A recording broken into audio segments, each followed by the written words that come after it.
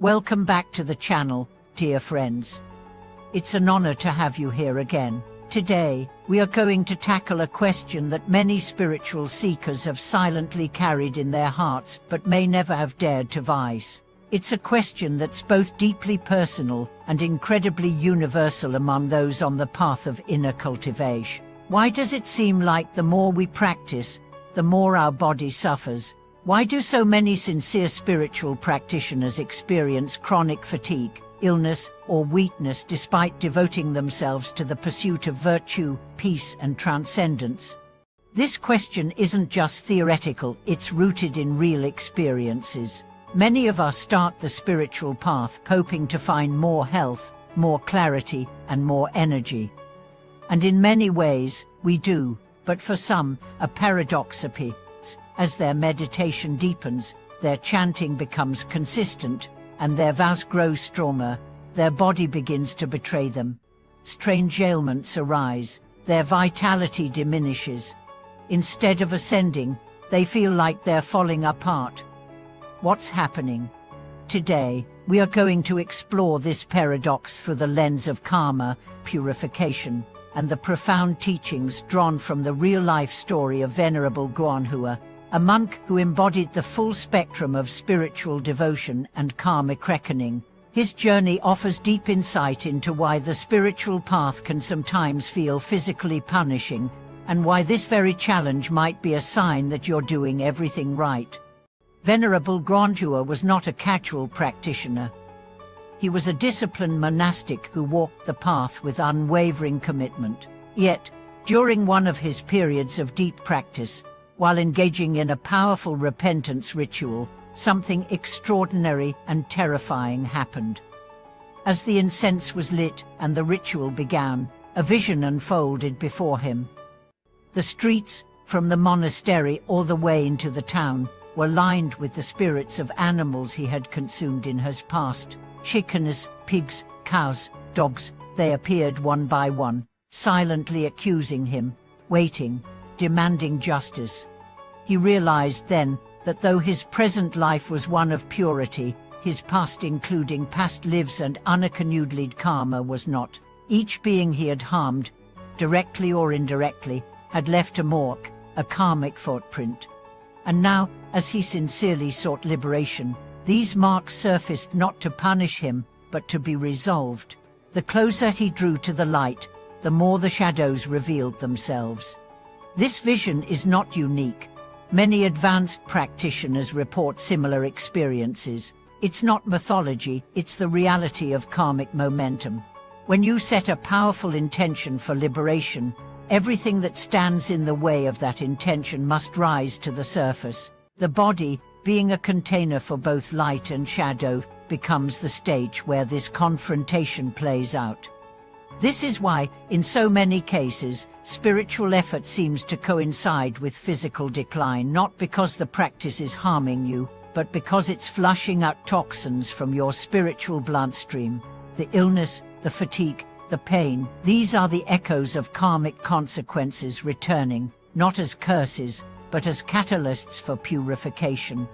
Think about it like this. Imagine your soul is a deep lake that has been still for many years. You begin to meditate, to chant, to make vows. Suddenly, you are stirring the bottom of the lake.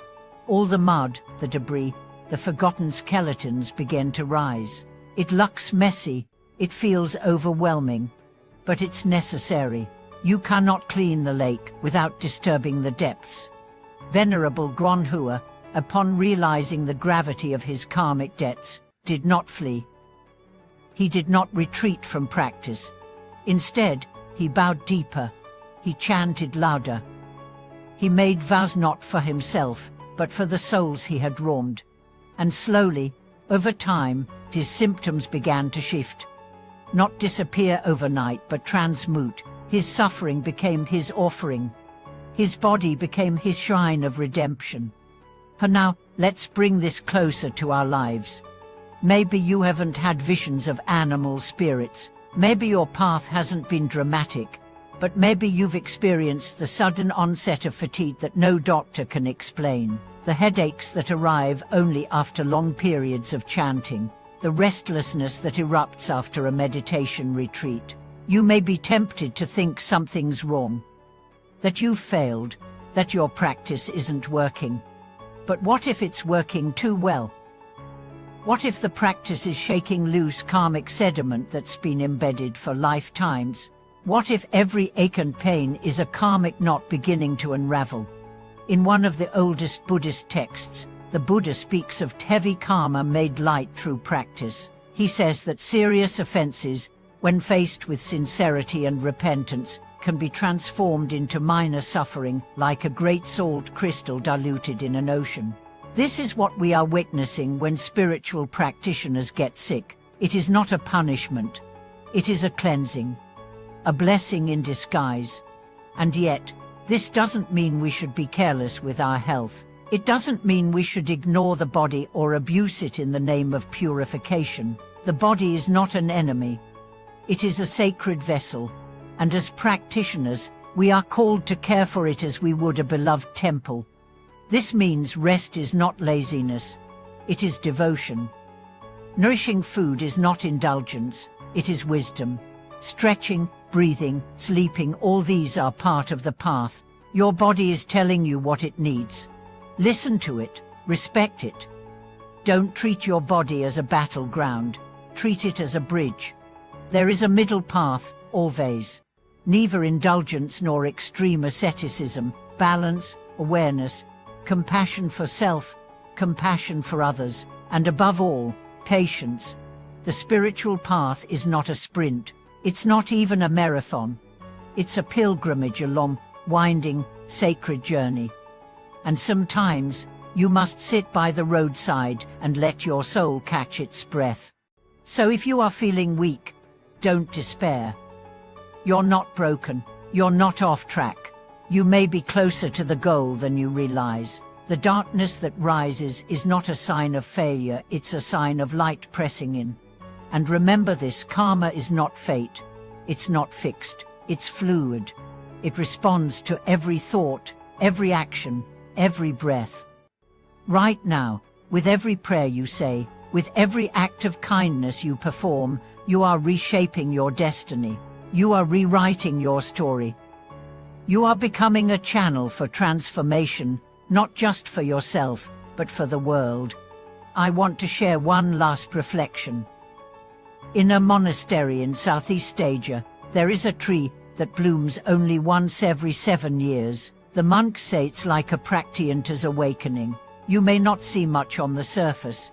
You may even think nothing is happening, but underground, deep in the roots, a miracle is forming. One day, when the time is right, the flower will bloom. Not before, not after, exactly on time. You are that tree. Trust the process. Thank you for walking this path with me today. If something in this message spoke to your heart, I encourage you to share your journey in the comments. Have you experienced physical changes during your spiritual practice? How have you navigated them? Let's support each other in this sacred work. If this video offered you insight or comfort, please consider liking, subscribing, and sharing it with someone who may need to hear this. Thank you for watching this video. May your practice be steady, your body be nourished, and your spirit shine brighter with every step.